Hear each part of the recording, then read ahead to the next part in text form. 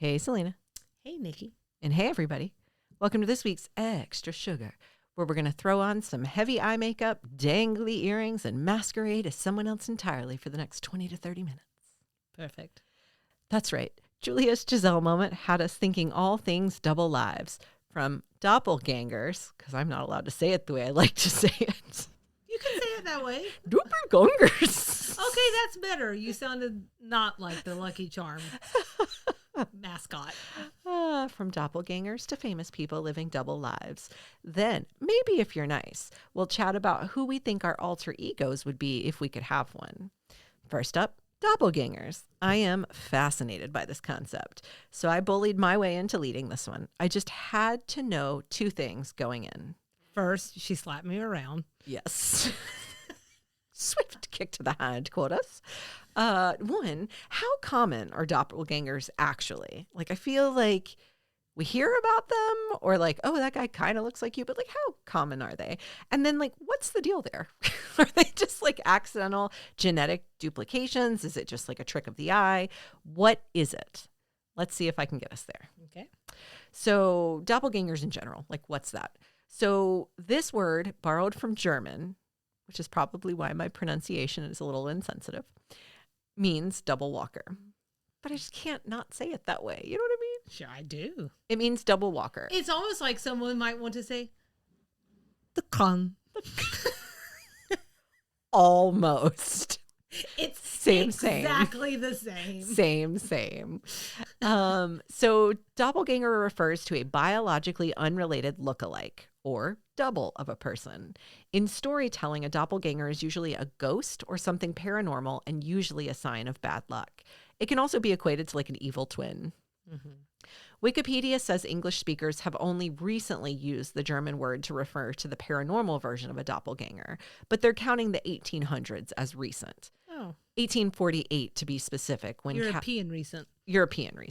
When Catherine Crowe published a book on paranormal phenomena called The Night Side of Nature, which made the word more well known. The concept, however, goes way back further than the 1800s in folklore and traditions.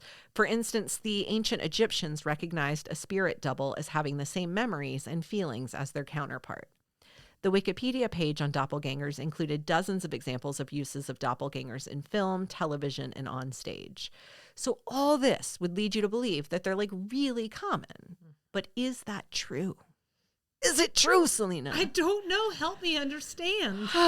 The clearest answer to that question I found was there's a 1 in 135 chance that there's a single pair of doppelgangers on the planet. The chances of having 8 characteristics similar with someone else are less than 1 in a trillion. Okay. So, and it's just, what are these characteristics? It could just be anything. So, no, they can't just be anything. Let me see if I have it. I'm going to link to an article about this research, so it might be in the article. So Tegan Lucas is the researcher behind those estimates. Tegan set out on their mission with a collection of publicly available military personnel photos, analyzing 4,000 photos for similarities. She then calculated the odds of 2 people's faces matching. The research found those outcomes above. One important caveat to the research is that they relied on exact measurements. So were the ears the exact same distance apart? The nose the exact same length? Francoise Brunel, a photographer who snapped pictures of more than 200 lookalikes for his project I'm Not a Lookalike, thinks there's more to it than measurements. He says, for me, it's when you see someone and you think it's the other person. It's the way of being, the sum of the parts. When seen apart, his subjects looked like perfect clones. When you see them together and you see them side by side, sometimes you feel like they're not the same at all. The article went on to explain how the human brain works in identifying familiar people, so it uses the face as a map rather than a strict image. So you're looking at the main parts of the face and judging them for similarities rather than exactitudes. So if you can work from that, using broad features as your guiding post, doppelgangers become a lot more common, or at least possible. So like if it doesn't have to be an exact face match, you probably are going to see a lot more people that look pretty roughly similar because you're just using your face map as a guide. The article ran a simple calculation with 7 variables: male, brown eyes, blonde hair, round face, fleshy nose, short hair, full beard, and found the probability of a person possessing these features is just over 1 in 100,000. That would give this example person no fewer than 74,000 potential doppelgangers. Interesting. Ultimately, we can conclude, as a researcher did in the article, quote, most people have somebody who is a facial lookalike, unless they have a truly exceptional and unusual face. And then several people agree that the digital age will expedite the number of doppelgangers who are identified, since there will be pictures of almost everyone online at some point. The last little tidbit I wanted to share was to answer my question of what's the deal with doppelgangers? Like, how do they happen? Mm-hmm. As we discussed, it may just depend on how you define it. Do they need to be exact matches, or can they be vaguely similar? Some researchers escalated it to the genetic level to find out what's going on under the surface with doppelgangers. They asked 32 pairs of models from Brunel's lookalike project that we talked about earlier to answer questions about their lifestyles and submit samples of their DNA. The researchers then used facial recognition software to analyze the headshots and quantify similarities among their faces. Then they compared those scores to those of identical twins. They found twin-like scores among half of the doppelganger pairs. Then they studied the participants' DNA. 9 of the 16 pairs that looked very similar shared many common genetic variations, making these 9 pairs what they called virtual twins. That same group of twin-like doppelgangers also had many lifestyle characteristics in common, like their weight, their height, their smoking history, and education levels. However, when they looked at things like the microbiome, so the microbes that live in or on the skin, and their epigenomes, which is a genetic concept that has a lot to do with the experiences of your past generation and how your genes express themselves today, the lookalikes were super different. This suggests that the DNA of the participants was more likely to influence their lookalikeness than environmental factors or shared life experiences. So it's a mixed bag. It's like kind of not uncommon that you'd run into someone that looks like you, but also fairly uncommon they'd look just like you and also share DNA similarities with you. But they need to share DNA traits with you to look pretty similar to you. So it's all sort of interrelated. But it does happen in... that feels really high for it to be like It does, right? I mean, for that many things to be uncommon, have you ever ran across a doppelganger? I have not. I have one in my high school. Really? Oh, that's crazy. We literally, people stopped us all the time and commented and said that we look just alike. Someone told me that someone on American Idol, this would have been back in like 2008, looked like me. She's Irish, and I should have looked her up before this segment, but they would always tell me she looked just like me. Oh, really? I didn't really see it. Blue eyes and dark hair. Blue hair and dark eyes. Blue eyes and dark hair. In a BBC article that I'll link to in the show notes, as well as a Bored Panda article, there are like a lot of entertaining stories about doppelgangers. So this one, Neil Douglas boarded a plane on the way to Ireland for a wedding. He was the last one on the plane and had to ask someone to move out of his seat. When the guy turned around, it was him. Oh my God. Or at least the other guy had his face. Yeah. It happened again when they ran into each other at check-in at the hotel. And again when they ran into each other at a bar. And it turns out they were getting married. Finally, they just got a darn drink with one another, posted their airplane selfie, and then the rest like is viral internet history. Oh, but I looked at the picture. They look very similar. That's crazy. So that's what I got on doppelgangers, Salina. It might also say how small Ireland is. But they were coming from somewhere else. Bar, and then we were in the same yeah, that part. Yeah, we were going to the same wedding. It was the one hotel. They just ended up in the same place. That's crazy. It's crazy. Well, let me tell you, Nikki, if you're fascinated by doppelgangers, or as you call it, hold on, she's drinking. Doppelgangers. I had to clear my voice.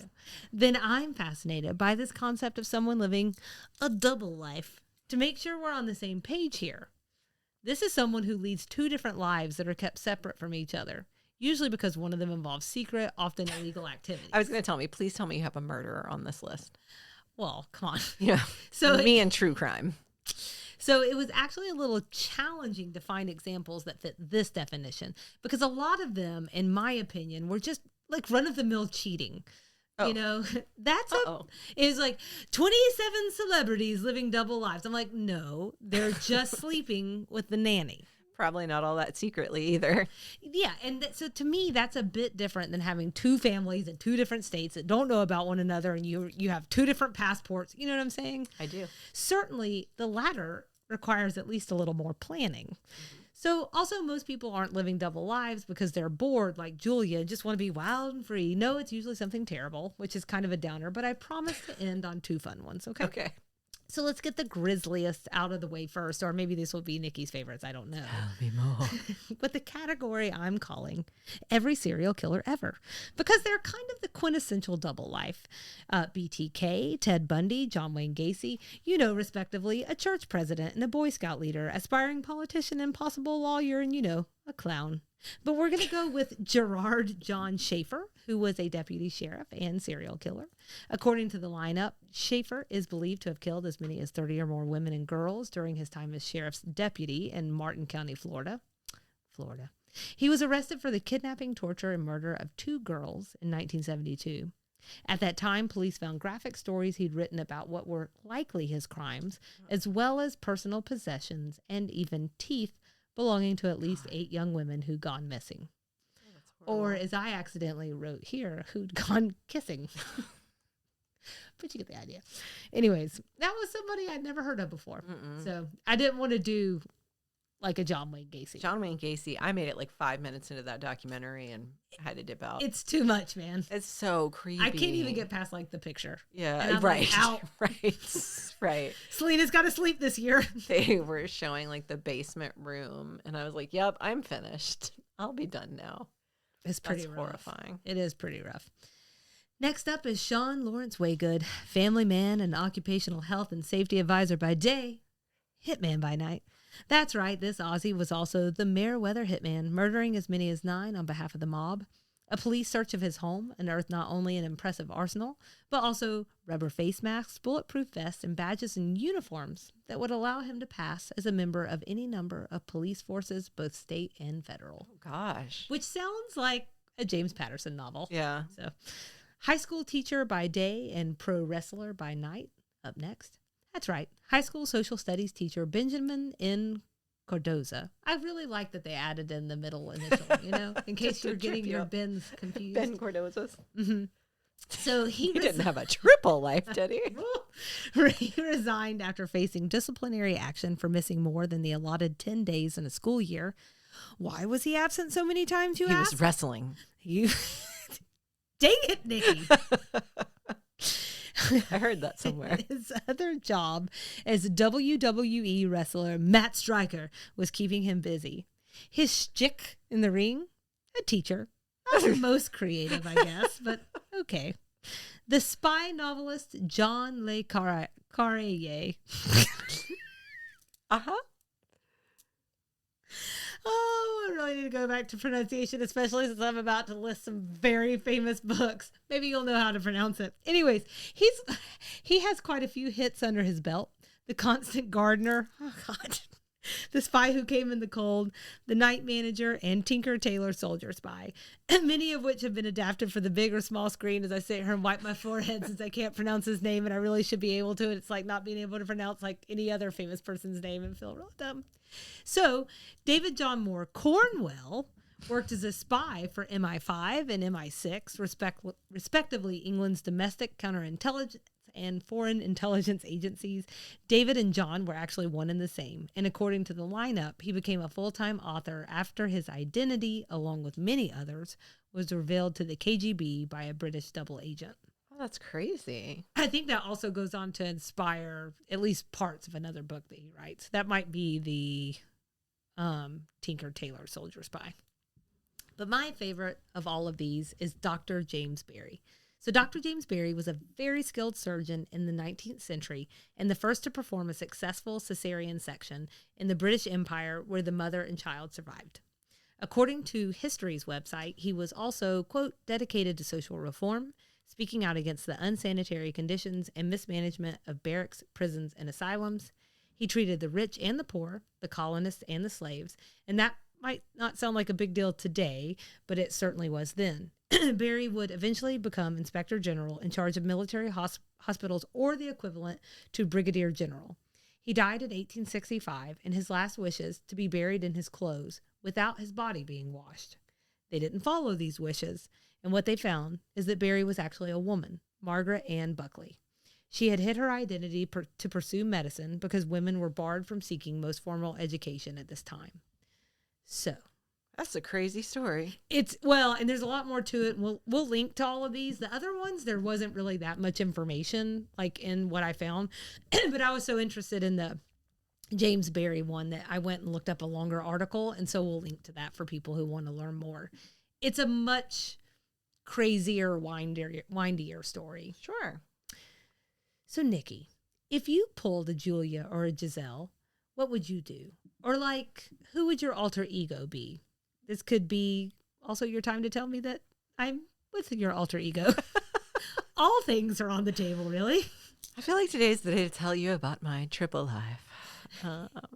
I feel like if I had talent, I feel like I'd want to be a performer of some kind. Like not a Julia sensual performer, but like a singer or something. I think that would be really cool. Mm-hmm. My alter ego would definitely have more confidence and less of a filter. They would worry a lot less about what people think about them. There was a lot of Julia's doppelganger alter ego that resonated with me because I could see why she would want to do that. Mm-hmm. Would want to like give up all those expectations that Mary Jo said people had of her. Mm-hmm. Go have some fun, be a little carefree, mm-hmm. and also a bank robber. Okay, do you want to talk a little bit more on that last one, or do you just want to leave that there? I'm just kidding. I don't have the stomach for crime of any sort, nor do I have the wits about me to not get caught. What about like a Robin Hood kind of thing? No, I'd get caught. That kind of crime? I'd get caught. Mm-hmm. I would like be overly it's less honest. About the poor and more about you going to jail. Yes, okay. Yes. Well, because I can't live my first life if I get arrested in my double life. That is true. That gets dicey. It does get dicey. Get caught in the court systems and whatnot. Well, I'm just going to say in general, I found this to be a challenging exercise. Like I found myself getting stumped, and I'm so stupidly practical that I was like, I don't know how I'd fit this in. Who has the time? Do I have to leave the house? I just have to put on pants. And the line for me is fuzzy between the second life and, say, a hobby or a side hustle. Part of me thinks I already have one.